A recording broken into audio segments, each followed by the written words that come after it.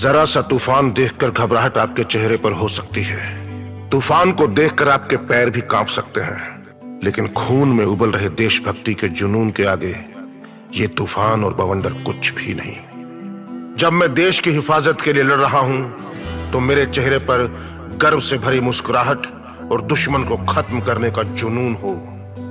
मैं भारतीय वायुसेना का योद्धा हूं और मौत को पीछे छोड़ना मेरी फितरत है। बाज की तरह ऊंचाइयों को छूना मेरी आदत है।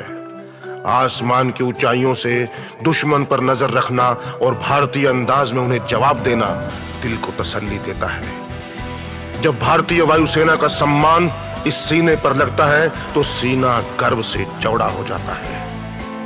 जब मैं विमान में सवार होता हूं तो ये मन झंझना कर बोल उठता है, इस वक्त दिल में जो मृदंग बजता है वो ही काफी है दुश्मन को हताश करने के लिए।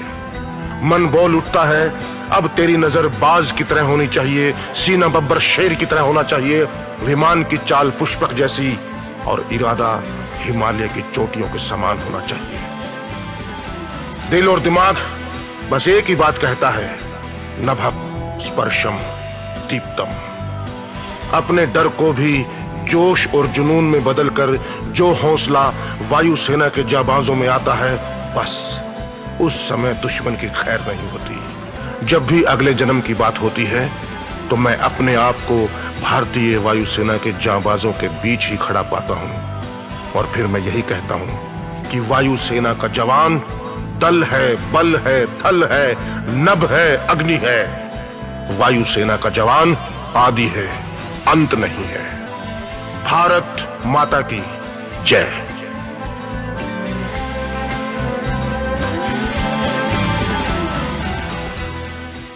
नमस्कार दोस्तों, आज इस वीडियो में हम आपको इंडियन एयरफोर्स की special forces unit Garud commando force के बारे में बताएंगे। गरुड़ कमांडोज भारत के सर्वश्रेष्ठ कमांडोज में से एक है। इस स्पेशल यूनिट की स्थापना साल 6 फरवरी 2004 में की गई। गरुड़ कमांडोज भारत की यंगेस्ट स्पेशल फोर्स है। ये फोर्स एक मशीन की तरह काम करती है जिसके पुर्जे एक दूसरे से मिले होते हैं। गरुड़ कमांडोज का आदर्श वाक्य है प्रहार से सुरक्षा, डिफेंस बाय ऑफेंस। इनके आदर्श वाक्य से ही आप इनकी वीरता और सामर्थ्य का अनुमान लगा सकते हैं। पहले इस फोर्स का नाम टाइगर फोर्स रखा गया था, जिसे बाद में बदलकर गरुड़ फोर्स कर दिया गया। हिंदू मान्यताओं में गरुड़ भगवान विष्णु के वाहन बताए गए हैं। आगे चलने से पहले हम आपको बता दें कि इस वीडियो में हम आपको गरुड़ कमांडोज के सिलेक्शन प्रोसीजर, उनकी ट्रेनिंग और उनके द्वारा अर्न किए हुए बैचेस के बारे में बताएंगे। इससे पहले अगर आपने हमारा चैनल सब्सक्राइब नहीं किया है तो चैनल को सब्सक्राइब करें और बेल आइकन दबाएं। आइए जानते हैं आखिर बीते सालों में ऐसा क्या हुआ कि इस स्पेशल यूनिट की जरूरत पड़ी। इस विशेष बल के निर्माण की जरूरत इंडियन एयरफोर्स को तब महसूस हुई जब साल 2001 जम्मू कश्मीर में एयरफोर्स के 2 बड़े बेस पर आतंकी हमला हुआ था। इस घटना के बाद वायुसेना को एक ऐसी स्पेशल यूनिट की जरूरत महसूस हुई जो आपात स्थितियों का मुकाबला करने में पूरी तरह सक्षम हो और ऐसी परिस्थितियों में दुश्मन को मुंहतोड़ जवाब दे सके। एक ऐसी कमांडो यूनिट जो आर्मी की तरह काम कर सके और आतंकियों से लड़ सके।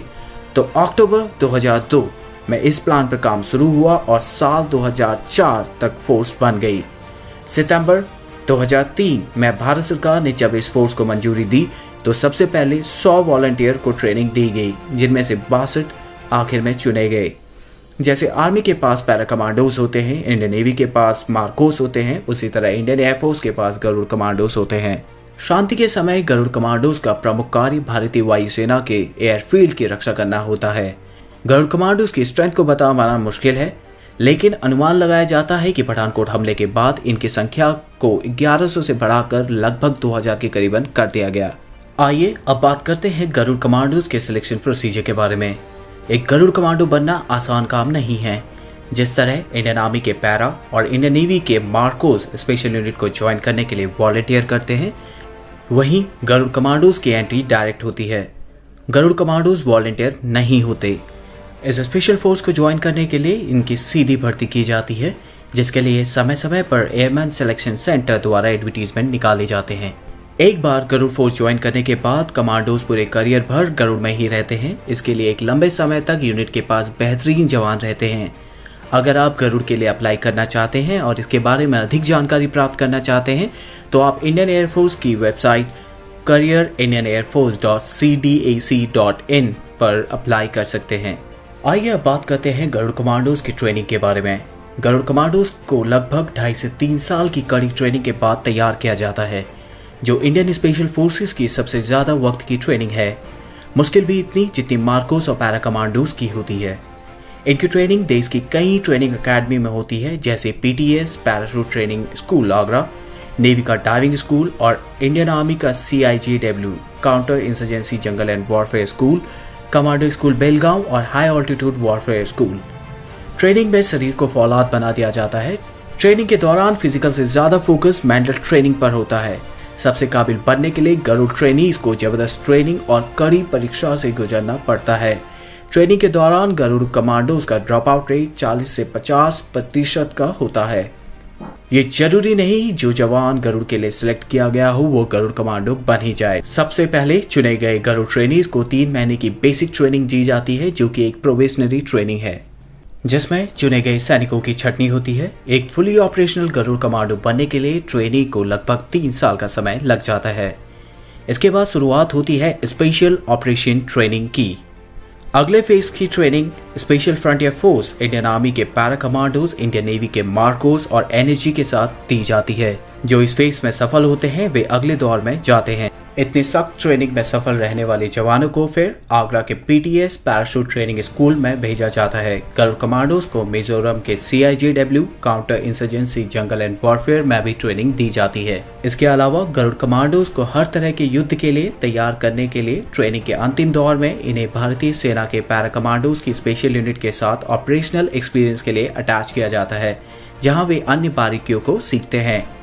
आतंकियों का सफाया करने के लिए गरुड़ कमांडो जम्मू कश्मीर में इंडियन आर्मी की RR बटालियंस और इंडियन आर्मी की स्पेशल यूनिट के साथ कई काउंटर इंसर्जेंसी ऑपरेशंस कर चुके हैं। शांति के समय उनकी मुख्य जिम्मेदारी होती है वायुसेना के एयरफील्ड की सुरक्षा करना।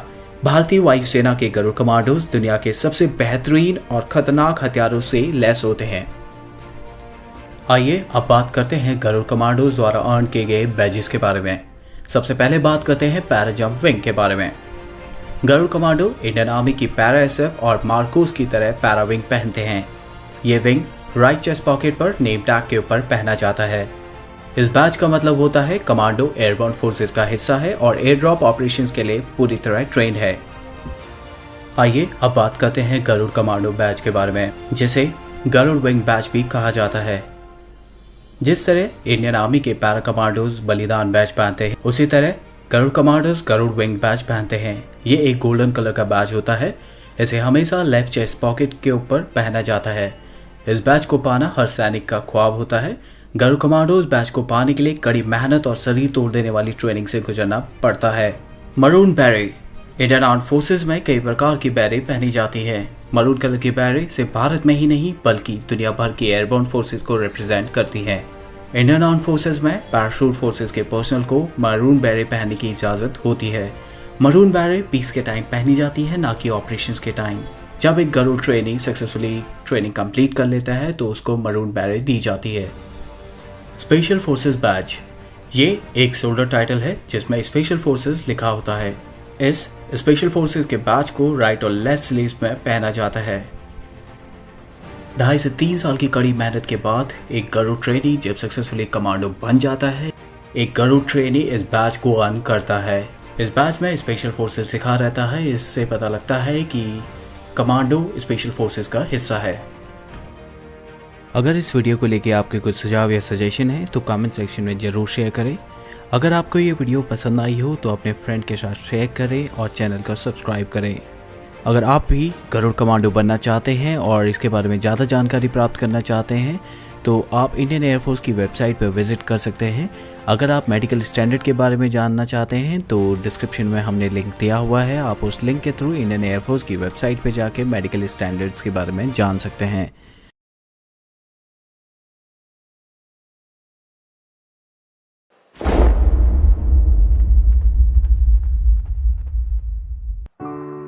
I'm a son to 2 mothers. One bore me, but the other, my country. She made me. She made me the man that I am. And every time she calls, I shall hear and I shall heed, for she sings to me in my hour of need.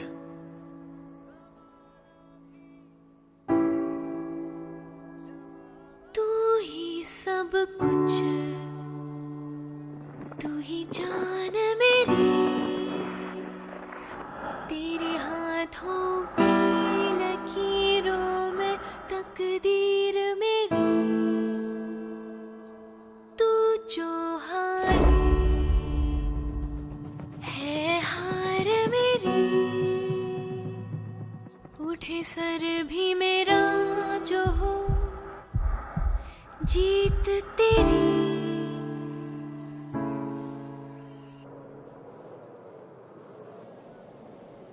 तू न चलेगा अकेला कभी की संग, चलेगी मेरी दुआ। तू न थकेगा कभी की ताकत तुझ में लाखों की है।